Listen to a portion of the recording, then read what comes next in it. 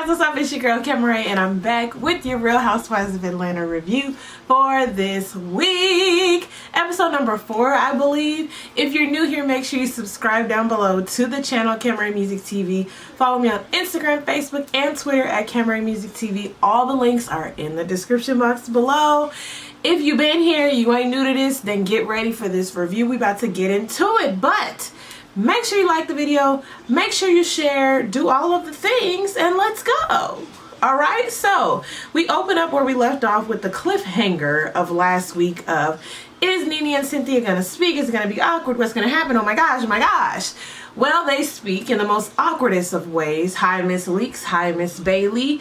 Nene does speak to Noelle, and I thought it was important to point out the nonchalantness of Noelle. Like, hello, how are you? Regardless of what y'all got going on, either for the sake of this camera or whatever y'all got going on, I'm still gonna speak. And what's so funny is that generation is so good at just paying dust, like dust where dust is due, just being like hello and keep it pushing. Like, we've learned to just detach. I mean, I'm not a part of that generation, but I mean, I believe from my point on, from about, if you're born in 89, 90, kind of grew up in the early 2000s, like, we just are just not even, we're just not even on the same thing generationally as Nene and Cynthia are, where you like come with, I mean, what am I trying to say?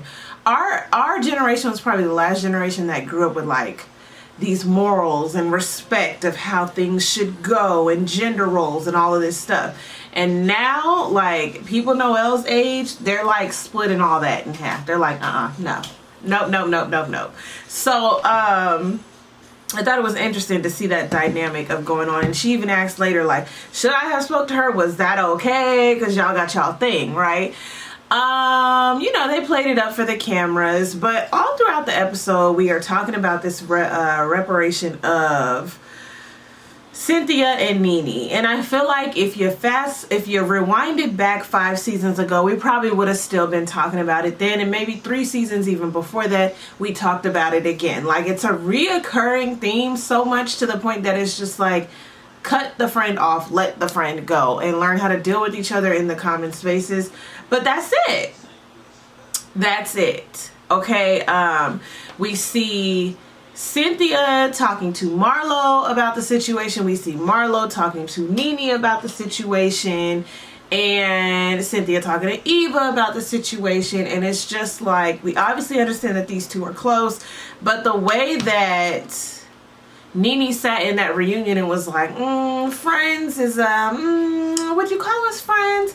Would you call us close friends? This is my close friend. Like, that stuff right there, when you put extra on it like that, that just should have just let you know, like, we're good. And I feel like this can kind of speak into the same realm of Kenya and Mark, because when somebody shows you who they are, what's happening, either you accept it, move forward with these notions, or you battle it out and choose and decide that this is not okay for me.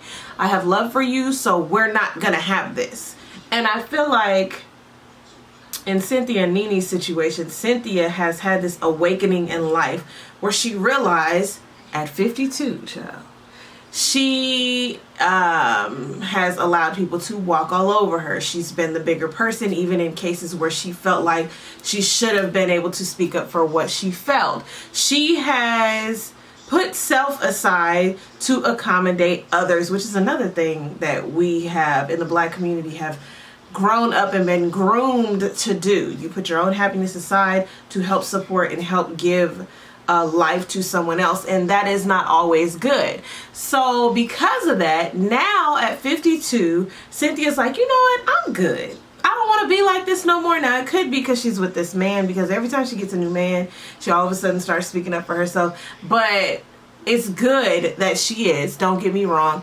But I think the lesson that we can take from this is you have to understand that being the bigger person does not always mean silencing your thoughts and your feelings. Being the bigger person is speaking how you feel, communicating how you feel, seeing that there's dissension and being like, okay, well, I'm choosing to move on past this, but you know how I feel.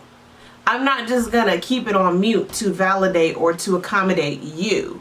And so all of this to say, I believe that Cynthia is having this awakening where she's realizing these things were not okay. Nene is not okay with the new Cynthia, because Cynthia for the past 8, 9, 10 years has been I've been watching That's So Raven a lot. And I watched the episode where they had the opera where Raven and Chelsea was like, you know, Chelsea realized that she was a follower. Okay, and they had this duel where she wanted them to be riding trees and Raven wanted to go shopping or whatever, right? And so it was the first time that Chelsea realized that she did have a problem with the way their friendship was going. So Raven had to repair it. Even Raven's mom was like, you are bossy. Now listen, I know it's a Disney Channel show, but I love That So Raven. But it's the same thing here. You know, we do not just go through life staying the same. You learn and you grow and you change. You change.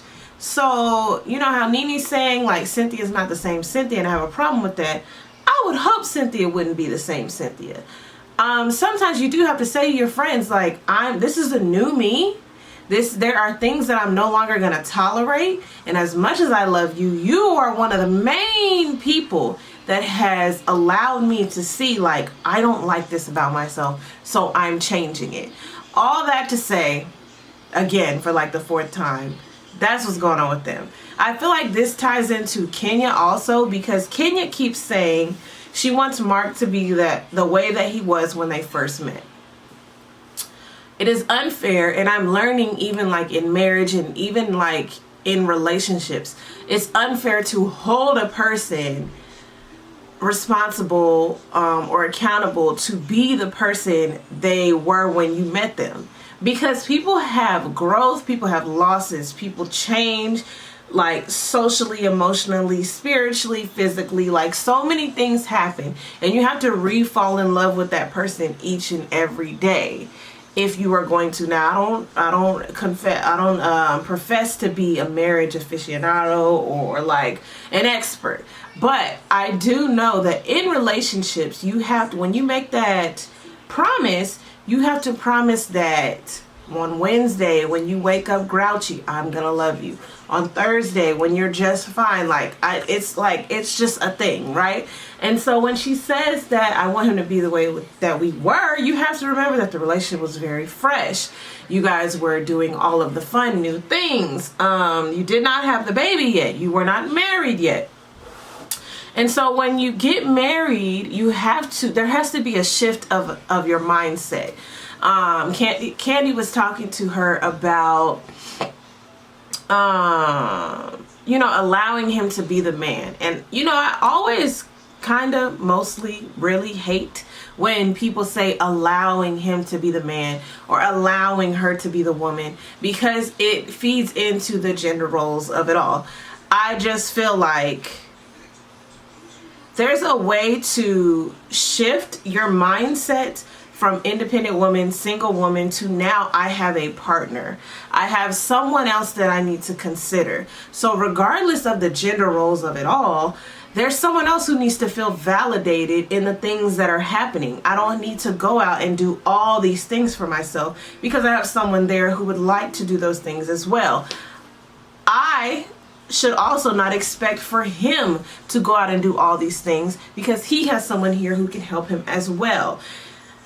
Now, if they're more old-fashioned, that's on them, and maybe that's the problem. But, Kenya's just very hurt and crying and calls Candy over, and, we can see that she's very good at putting on this front, which is another thing that we have learned in the Black community, is to just put up this united front so that everyone sees that everything is okay, because culturally, you ain't supposed to be out here just dragging your black man, especially if he's working and he's not cheating on you. Then he's great, like everything's good. But there are like so many more other things.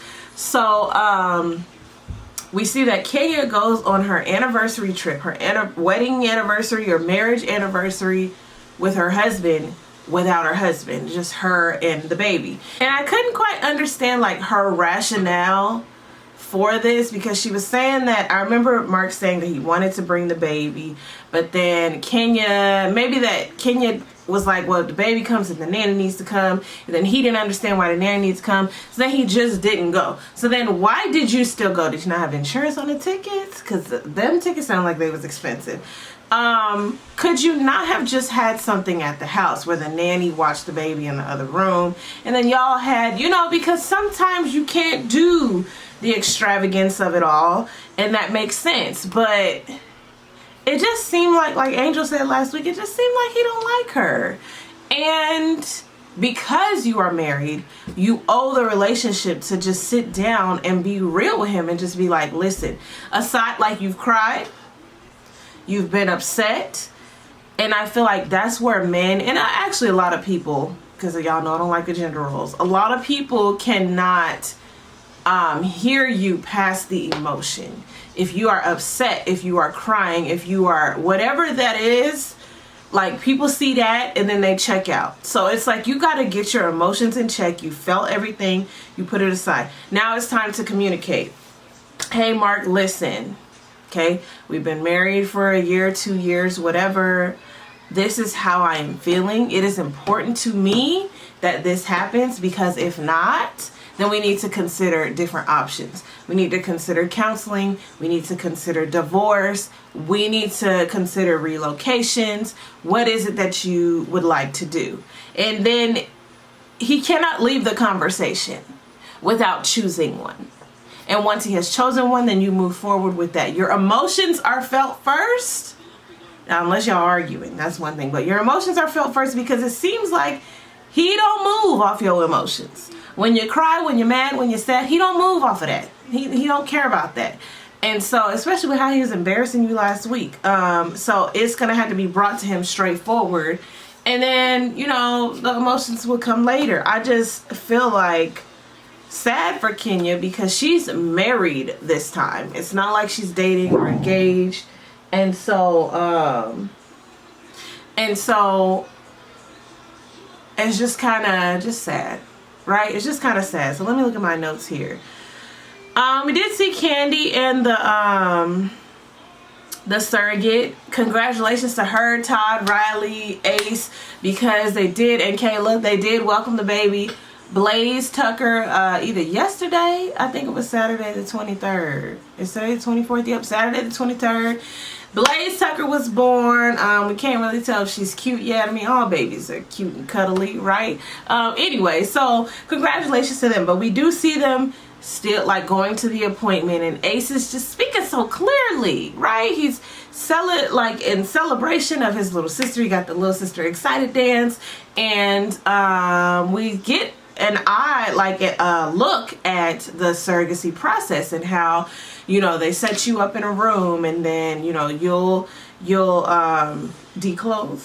Is it declothe? You'll be unclothed, and so then the baby can feel like have the skin to skin with the mommy and the skin to skin with the daddy, and they literally take the baby from one side of the hall. You can cut the umbilical cord as the parents. The surrogate goes off to like a postpartum room, and then y'all just never talk again. And Katie was kind of surprised, and I was kind of surprised. So I just was like, it's good that they thought about all of the, like, the skin to skin, and like you need a postpartum room, and like they thought it through, because I really just thought like it was like the movies, which is what I was describing last week. Like, she just popped the baby out. But then my question was, when kids are when kids are born to a surrogate, do they like grow up? Like, do y'all raise the kid and they know, like, mommy didn't carry you, like some other woman carried you, and we pay all this money to have you? At Thanksgiving, does she come around? Like, when the kid turns 18, does the kid like try to go find her, like an adoption? Like, what is it like? I guess we'll never know, because I feel like, I mean, not never know, but I feel like we won't know for like another 10, 20 years, because surrogacy has just now become like normalized, and these kids are just babies now, right? So let me see. We get that with Candy and Kenya. We get that with Candy and Todd and the family and the baby. What about Eva, Cynthia, and Marlo when they're out to eat and Eva is ordering all the food, right? And Marlo's coming with this real busy top. It was doing a whole lot. And Eva packs up her stuff, has the waitress grab her food, and she goes on down to the bar. Because a lot of people had a problem with it. A lot of people were supportive of it. It was like half and half on Twitter. I felt like, you know, Marlo's so confused about why Eva's leaving, but it's like, I am pregnant and I gotta protect this baby. So all this energy that you're giving, it cannot happen up in here. And I don't see how Marlo don't understand that. She's become this new Monty. She's talking about kids between the age of 10 and 12, how they just feel like they got to share everything. So true. So true.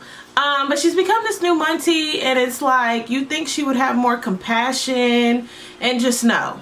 No, even after Eva leaves and she's confused about why she's leaving, she's still talking mess about her. And it's like, it's so funny how in one breath she can be this person for, you know, Nene to lean on as far as a friend and try to get her together about her and Cynthia, but then in the same breath you are dragging Eva, and it's like unwarranted. Eva has done nothing to you, so why, right? So yeah, that's going down. And then Marlo and Cynthia eat, and then I mean they ate, but Marlo and Nene ate, and Nene ends up storming out on her, and I just was like, who is approving these antics? Who's approving that? All this, like when Cynthia's saying that's just how Nene is. If you have a friend and the friend does things and you're just like, that's just how she is, I think that well, number one, I can identify, right? I feel like if they're young, sometimes like when you have younger friends, you're waiting for them to like quote unquote find themselves and like get their footing. So a lot of things that you feel like are not okay, then you have to come to understand in their world there's lots of people who enable the behavior. Okay, so you have to decide, are you going to be an enabler, or are you going to be a person that's just like, you know, this thing that you do, I have a problem with it. Love you as a friend, but I'm not going to tolerate it. And I feel like Cynthia, like I said earlier, she didn't do that for so long. So now it's a problem. Ooh, these nails look good in this light. When I got them done, I was unsure because it was giving me like a charcoal, but now it's giving me like a mauve. Anyway, it's just so funny when friends like have a type of way that they are, and then you meet them where they're at, and you don't want to push anyone, you don't want to force anyone to grow. But when you're 50 years old, I believe there's a different standard. There's a different standard. So yeah, let me see. Portia, we almost left out Portia. So Portia's with the counselor. She's getting into this whole like single mom thing. She's back to work. She's running out with the bottles and getting used to doing PJ's hair. And I was just like, you know, I don't think that, you know, being a single mom broke is totally different from being a single mom with money. Okay, you got a nanny, you got your mom, you got your sister, you got a personal assistant, you got all these hands. And although you don't have Dennis there with you, you know, in the middle of the night and all these things, but I believe her mom has a room. So it's just like, I think Kenya and Portia, they had these children under the notion of having it with their husband or fiance in Portia's case. Okay, so they're at all the appointments and they're excited, and you know, they had this person there every step of the way. And so now that you have the baby, the husband or the man loves the child. They're there for the child. It's nothing to do with fatherhood issues. It's all to do with relationship issues. So it's now you're faced with an ultimatum or with a decision of where, like, do I leave this man and just co-parent, or do I stay with this man for the sake of my family, even though the family unit, it's not the problem. It's like the relationship. He don't have a problem being the dad. The problem is being your husband. And I think we're talking about like what's more important here. Like, Portia's saying, I have to do this for my child. But see, the thing is, your child is not old enough to know mommy, daddy. If that makes any sense. They're not at that place where it's mommy, daddy yet. So it's like she could cut it off right now in time enough for it to be like mommy, daddy, and that be her situation. That be PJ's situation. That be Brooklyn's situation. But it's like they want to hold on, and which, I mean, I totally understand. I totally understand. You know, you got with someone, you didn't rush. I mean, things move fast. And now it's like you don't want to just cut it off because of the severity of it all. So I get it. But at the same time, you have to be real with yourself for the reasoning that you're staying with the person. Are you staying with the person just for that baby? Or are you using the baby as an excuse? Because women are out here doing it with no man. And even with the man down the street. Okay, your husband is down the street, or the baby daddy or the baby's father is down the street, and y'all are thriving as co-parents.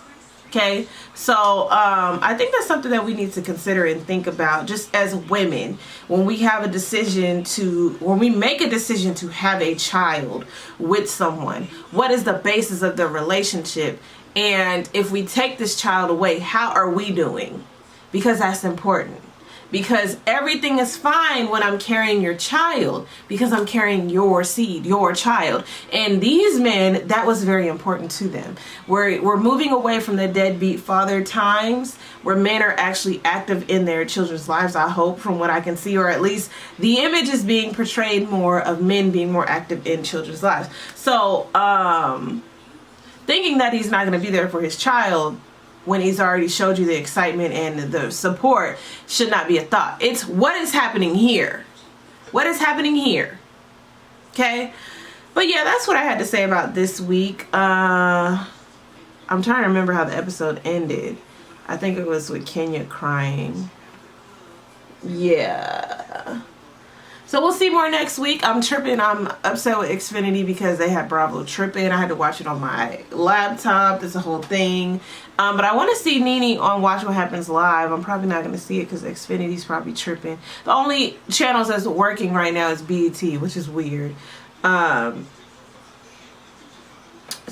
yeah. Ooh, my friend just DM me, said, can't wait till I have a child. You gonna be waiting. You gonna be waiting.